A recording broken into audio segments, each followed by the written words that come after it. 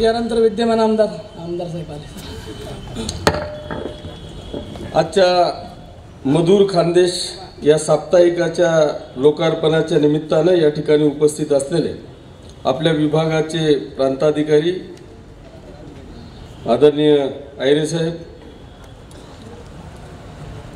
भारतीय जनता पक्षाचे नेते आदरणीय मधुभाऊ काटे, तहसीलदार आदरणीय बनसोडे साहेब, PI आदरणीय पवार साहेब, कृषी अधिकारी आदरणीय जाधव साहेब, राहुल दादाचे मोठे बंधू आणि आमचे मित्र गरजा महाराष्ट्राचे संपादक आदरणीय अनिल दादा, राहुल भाऊ, सर्व सन्माननीय व्यासपीठ, समोर उपस्थित असलेले सर्व पत्रकार बांधव, बंधू भगिनी आणि या मधुर खानदेशला शुभेच्छा देण्यासाठी उपस्थित सर्व माता भगिनी आणि बांधवांनो, मी पहिल्यांदा आपल्या सगळ्यांच्या साक्षीने या मधुर खानदेश या साप्ताहिकाचं लोकार्पण झालं असं या ठिकाणी जाहीर करतो.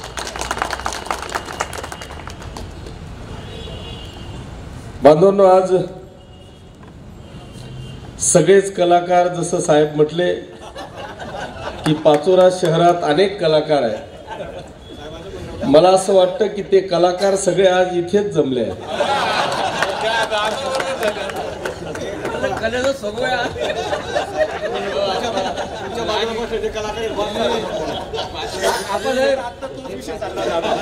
हे आजचं जे व्यासपीठ आहे, आजचे जे समोरचे श्रोते आहेत, असं होतं एखादा फक्त व्यासपीठच कलाकार असतं, पण इथे श्रोते व्यासपीठापेक्षा जास्त कलाकार आहेत.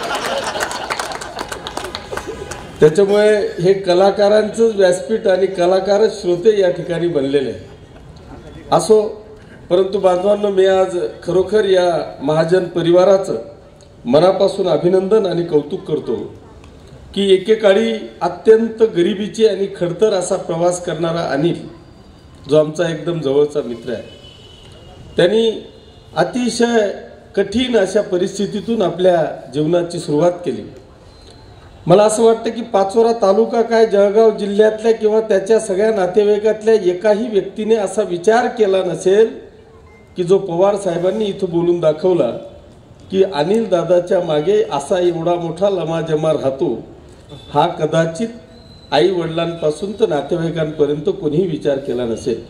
परंतु याला सुद्धा चातुर्य लागतं आणि ते चातुर्य मला वाटतं अनिल दादांनी आपल्या जीवनामध्ये त्या ठिकाणी दाखवलं आणि आपल्या स्वतःची, कुटुंबाची, भावाची आणि परिवाराची अतिशय चांगल्या पद्धतीची प्रगती मला वाटतं या मागच्या 10 वर्षामध्ये आपल्याला पाहायला मिळाली. ही खरोखर आनंदाची गोष्ट आहे.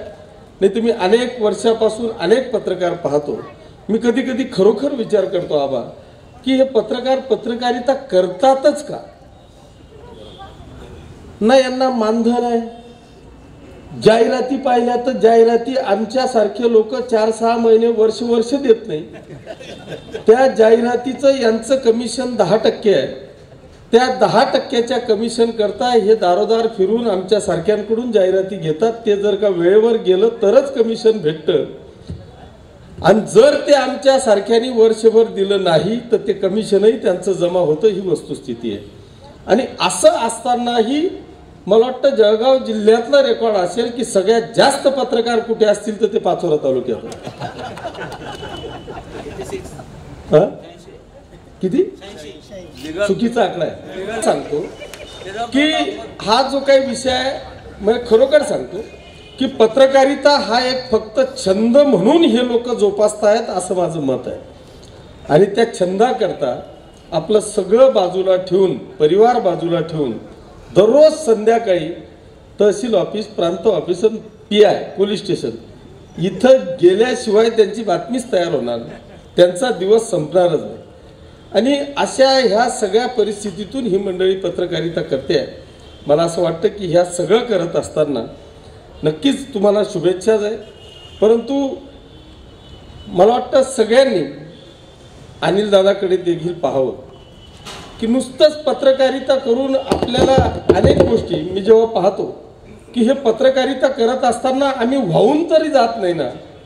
आपलं आयुष्य की जिथे आम्हाला कष्ट करायचे आहेत, जिथून आम्ही परिवाराला सांभाळू शकणार आहे, जिथे आम्हाला आमच्या कुटुंबासाठी 2 पैसे कमवण्याची ही वेळ आहे, ही वेळ आपली निघून तर जात नाही ना. मला वाटतं हा देखील विचार पत्रकारांनी करणं अत्यंत गरजेचं आहे. नुसतीच पत्रकारिता आणि त्या पत्रकारितेमध्ये आमचं आयुष्य जर का वाया जात असेल तर याला मला वाटतं की आपण कुठेतरी फिरून पाहणं हे अत्यंत गरजेचं आहे. नाही तर एक दिवस असा येईल की तुम्ही लोकांना आरसा दाखवत दाखवत स्वतः आरसा विसरून जाताय की काय, हे मला वाटतं अत्यंत गरजेचं आहे. कारण शेवटी एक दिवस गेला की तो परत येत नाही.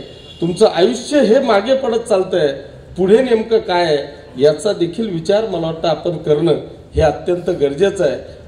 आज साप्ताहिकाची सुरुवात आपण सगळेजण अतिशय आनंदाने जोमाने करतोय, पण पेपर चालवणं इतकी साधा सोपा विषय नाही. अनेक साप्ताहिक मी पाहिलेले आहेत, त्यांचे लोकार्पण आपण केलेले आहेत, पण हे साप्ताहिक फक्त निवडणुकीपुरतेच उघडतात असे अनेक उदाहरणही मी पाहिलेले आहेत. मग तो एखादी दिवाळीला एखादी साप्ताहिक उघडतो, एखाद्या नगरपालिकेच्या इलेक्शनमध्ये तो पुन्हा साप्ताहिक येतो, किंवा त्याचं रजिस्ट्रेशन वाचवण्यासाठी एखादी अंक काढतो. अशी अनेक परिस्थिती मी या ठिकाणी पाहिली. मला वाटतं एकही वृत्तपत्रवाला असा नसेल, त्याचा जर का तुम्ही विचार केला, या एका वृत्तपत्रामध्ये जवळपास 10 पानं आहेत, त्या 10 पानांना प्रिंट करायची आहे आणि त्याची किंमत फक्त 2 रुपये आहे. जास्तीत जास्त 3 रुपये, 4 रुपये. मग 4 रुपयामध्ये 10 पानं कलर प्रिंट करून आपल्याला मिळू शकतात का, याचा जर विचार केला तर त्याची किंमत किमान 25 रुपये आहे. मग 25 रुपयाचा पेपर 3 रुपयाला मिळतोय, ते बी तुम्ही उठायच्या आधी तुमच्या घरी तो पडतोय. मग नेमकं हे काय होतंय? म्हणून म्हणतो की वृत्तपत्र चालवणं हे इतका साधा सोपा विषय नाही. आणि त्याच्यात आपण साप्ताहिक काढतोय, याचा खर्च नेमका पेलवला जाणार आहे का, हा आम्ही कायमस्वरूपी चालवणार आहोत का? पेपर काढणं, पत्रकारिता करणं हे अत्यंत सोपं आहे, परंतु त्याला अखंडित अविरत अशी ती सेवा चालू ठेवणं हे खूप मुश्किल आहे. आणि तरीसुद्धा मला वाटतं राहुल दादा, आपण डेअरिंग केली. आमच्या तुम्हाला मनापासून शुभेच्छा आहेत. बरं, पत्रकार ही अशी वस्तू आहे की एक तर ते चांगलं लिहू शकत नाही, वाईट लिहिलं तर कोणीच त्याला चांगलं म्हणत नाही. तुम्ही असं म्हटले, मला आत्ता कोणतरी मला वाटतं विकास पाटील बोलले की राहुल दादामध्ये इतकी किमया आहे की सगळे व्यासपीठावर आले. हाच कार्यक्रम जर किशोरप्पाचा असताना तर त्यांनी मला फोन करून सांगितलं असतं, मला जरा उद्या शनिवार आहे, मी जरा बाहेर जातोय. पण हे आले याच्यासाठी की हे सगळ्या पत्रकारांचा कार्यक्रम आहे. तुम्ही कधी केव्हा कुठे कुठी माराल याचा धाक सगळ्यांना बसलेला आहे. प्रेमापोटी नाही, धाकापोटी आलेली ही सगळी मंडळी आहे. मला असं वाटतं आता ती काही बी समजा, माझं जे आहे ते तुम्ही जसं रोखठोक घे ना तसं आपलं बी रोखठोक घे. इमानदारीत सांग. पवार साहेबांचं ठीक आहे, ते अनिल दादाचे मित्र होते,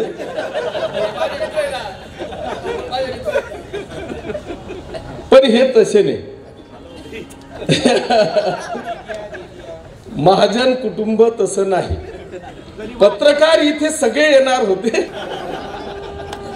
असो, परंतु बांधवांनो, आज खरोखर एक चांगला कार्यक्रम मला वाटतं या ठिकाणी होतोय. आम पब्लिक मध्ये आपण असं बोलू शकत नाही. सगळे अधिकारी, व्यासपीठ, राजकीय, आपण सगळेजण पत्रकार आणि एकमेकांशी देवाणघेवाण विचारांची या ठिकाणी आहे. आणि म्हणून सहज मोकळ्यापणाने मी या ठिकाणी बोललेलो आहे. अर्थात माझा स्वभावच तसा आहे, मी असं ताक घ्यायला जातो, ते लोटा लपवण्याचं काम आपल्याजवळ नाही. जे आहे ते रोखठोक आहे, त्याच्यामुळे जे असतं ते समोर मी मांडण्याचा प्रयत्न करतो. पण तरीसुद्धा मला वाटतं राहुल दादा, आज हा मधुर खानदेश नावाचा जो पेपर आपण आज या ठिकाणी काढला, मला एक सांगताना एक थोडंसं मला मी आमचे विस्पुते दादा आहेत त्यांची आपल्या या चॅनलच्याही मी ओपनिंगला गेलो होतो. आज मधुर खानदेश आहे.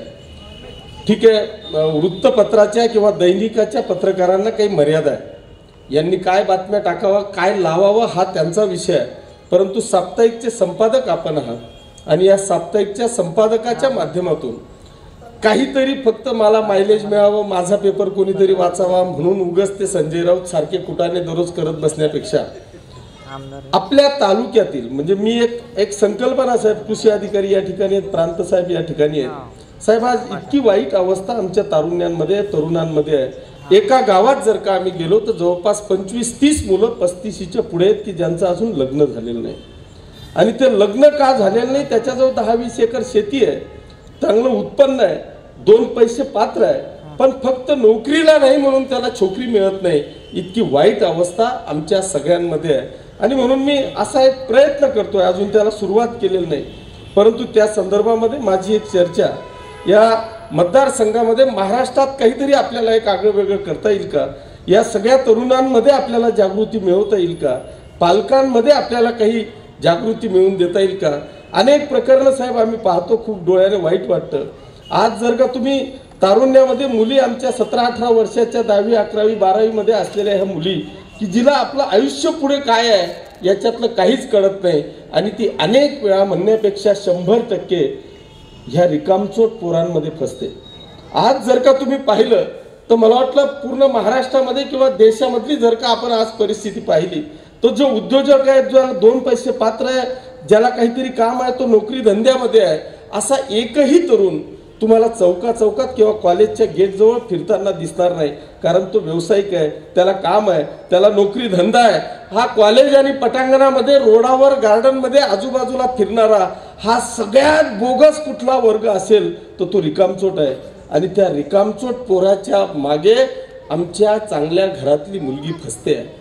जेव्हा तिचं लग्न होतं त्यावेळेस तिला खरं चित्र कळतं की मी हे काय करून बसली, आणि त्यावेळेस ज्यावेळेस ती विचार करते त्यावेळेस तिच्या हातातून बाहेर निघून जातं. तेव्हा ती त्यालाही सोडू शकत नाही, आणि आई वडील मला स्वीकारणार नाहीत म्हणून ती इकडेही येत नाही. अनेकदा म्हणजे मी 99% म्हणजे साहेब तुमच्यापेक्षाही जास्त ओपीडी कदाचित माझी असावी. तुमचं क्षेत्र आहे, तुमच्याकडे फक्त महसूलचं येईल, यांच्याकडे एक वेगळं फक्त मारामारीचं येईल. पण आमचं असं आहे की आता फारगतीपासून तर काही बी येतं. आता कालचा तर एक डेंजरस अनुभव होता मला. कालचा इतका डेंजर अनुभव होता, मी तो यांना सांगितला. काल 10-11 वाजता भाऊ मला एक फोन आला एका हॉटेलमधून.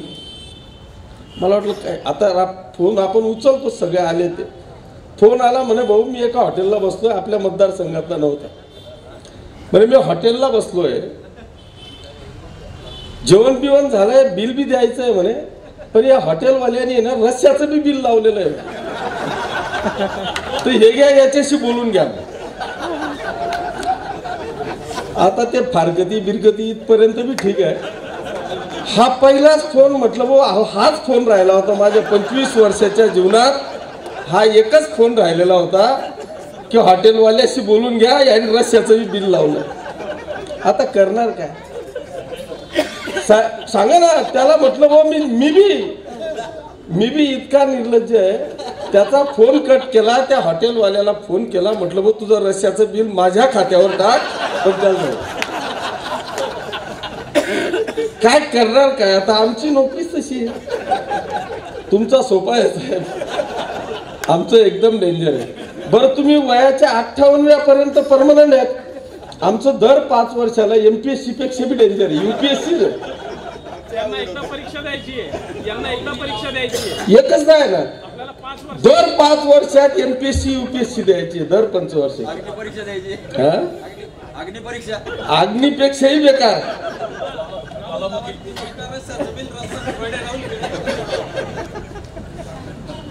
माझा विषय डायव्हर्ट झाला. तर मला सांगायचं असं होतं की मला ह्या वृत्तपत्राच्या, ते आता मला वेळ जास्त नाही आहे म्हणून मला सांगायचं एवढंच आहे की आपल्याला हे सगळे दिशाहीन झालेले जे तरुण आहेत, जाधव साहेब, हे जे दिशाहीन झालेले तरुण आहेत, या दिशाहीन झालेल्या तरुणांना मला अभिमान आहे. मी अनेक ठिकाणी त्या मुलांचं नाव घेतो. मग ते उदाहरणार्थ तुमचा बामरूडचा आपले माजी आमदार दिलीप भाऊंचाच पुतण्या आहे मयूरवा, आमच्या अटलगावचा कोल्याचा मालकर, आमच्या राजुरीचा राहुल पाटलांचा भाऊ प्रवीण, आत्ताच ज्यांना हडसनचे आपले महाजन, ज्यांना आपण कृषी पुरस्कार मिळाला, गेले का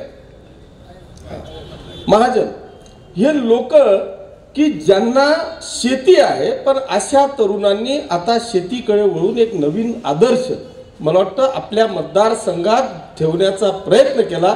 त्या आदर्शाला धरूनच यांच्या अध्यक्षतेखाली ह्या सगळ्या शेतीमध्ये त्यांच्याकडे शेती आहे पण मुली मिळत नाही म्हणून तो 10-12 हजार रुपयाच्या नोकरी करता मुंबई पुणे शोधतोय. तिथं नोकरी मिळाली की हा 50 एकरचा मालक त्या 15,000 रुपयाच्या नोकरीच्या वॉचमनला आपली मुलगी देतोय. ही मुलगी गेल्यावर कल्याण डोंबिवली अंबरनाथ मध्ये 7-8-10 हजाराच्या खाली रूम भेटत नाही. हा तिथं गेला 2-4 महिने जेमतेम काढले की ते पोरगीला घरून घरी येऊन येतोय. इथं आलं की पुन्हा फारकत का बरं तू फसला. आणि त्या ठिकाणी तो आल्याच्या नंतर त्याची अंगातून कामही निघून गेलं. तो शेतीही करू शकत नाही इतकी वाईट अवस्था त्याची आहे. म्हणून ह्या तरुणांना आपल्याला एक चांगल्या पद्धतीने अरे आपल्या बापदादांनी कमवलेलं आहे तिला जर का मी व्यावसायिक दृष्ट्या पाहून ती शेती करू शकलो आणि हे जाऊ दे ना अनेक साधू संत सारे याच्यात हिमालयात निघून गेले आपणही वाट पाहू. कुठे देतील मग मुली. इतका बी काही फरक नाही ना 1% असेल एवढाही आहे का. आम्ही एकदा जरा हा विश्वास ठेवू की एकदा आम्ही अशी वेळ आणू की शेतकरी म्हणून मी एकदा आदर्श शेतकरी म्हणून या माझ्या मतदारसंघातल्या किंवा नातेवाईकाची मुलगी मला द्यायला भाग पडेल अशा पद्धतीची प्रगती मी करून दाखवेल. अशी मला वाटतं की आपण एक दिशा देणं या तरुणांना ह्या विचारांनी पुढे आणून आपण जर का ह्या दिशेने गेलो तर मला वाटतं हा एक विषय आपल्याला या ठिकाणी करायचा आहे. येतील 10-20 मुलं येतील 50 येतील एकदा त्या माध्यमातून आम्ही पुढे जाऊ. आमचे सुनील पाटील आहेत पत्रकार आहेत. मला वाटतं पत्रकारिता सोडली काय माहिती पण मी अचानक डोंगरगाव रस्त्याला साहेब हे सुनील पाटील आमचे पहिले भाजपचे होते आता शिवसेनेत आहेत. एक प्रामाणिकपणे एक सुंदर विचारवादी माणूस आहे. तुम्ही एकदा त्यांच्या शेतात जा सकाळी 7 वाजता तो व्यक्ती तुम्हाला शेतात दिसेल. इतकी सुंदर शेती. मी एकदा सहज गाडी थांबवली आणि त्यांची शेती पाहिली तर मला खूप आनंद झाला. शेती करून लाखोचं उत्पन्न काढून पाचोऱ्यामध्ये भाड्याने घर घेऊन परिवाराला त्या ठिकाणी सुखाने आनंदाने शिकवतोय. इतकी प्रगती तो माणूस शेतीच्या माध्यमातून करतोय. मला असं वाटतं की हा आदर्श हे जे तरुणांचा आदर्श आहे हा आदर्श मला वाटतं आपण आपल्या मतदारसंघातल्या सगळ्या दिशाहीन झालेल्या तरुणांच्या समोर जर का ठेवला तर तो निश्चित आपल्या जीवनामध्ये प्रगती केल्याशिवाय राहणार नाही. आणि असे वृत्त मला वाटतं आपल्या माध्यमातून जर का आपण गेले आजही जर आपण पाहिलं तर मला वाटतं आजही आता तो सकाळचा आपला नाही सुधाकर सकाळचा आपला ॲग्रो आता ॲग्रोवन वाचणारी पण एक वर्ग आहेच. मग तशी मोनोपॉली आम्हाला करता येईल का. ठीक आहे आज पेपरकडे खरोखर म्हणजे या सोशल मीडियामुळे किंवा इलेक्ट्रॉनिक मीडियामुळे पेपरकडे खूप कमी लोक वाचक राहिलेले आहेत. पण तरी सुद्धा या वाचकाच्या माध्यमातून असा आमचा काहीतरी ठसा उमटवून की तो शोधत फिरला पाहिजे की मला मधुर खानदेश कुठे मिळेल त्याच्यातून मला माझं काहीतरी भेटणार आहे. इतकी वाईट अवस्था आहे. तुम्ही इलेक्ट्रॉनिक मीडिया पाहिलं सकाळी उठलं की तो संजय राऊतच दिसतो. तो इतकं काहीतरी रॉकेल टाकून आग लावून देतो की ते दिवसभर हे चॅनलला इतकं मटेरियल भेटतं की तेवढंच लोक पाहत बसतात.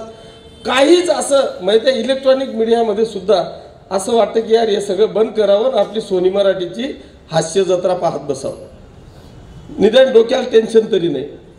अशीच परिस्थिती सगळीकडे असते. म्हणून मी आता जास्त वेळ घेत नाही पण खरोखर दादा राहुल काळजी करण्याची आवश्यकता नाही.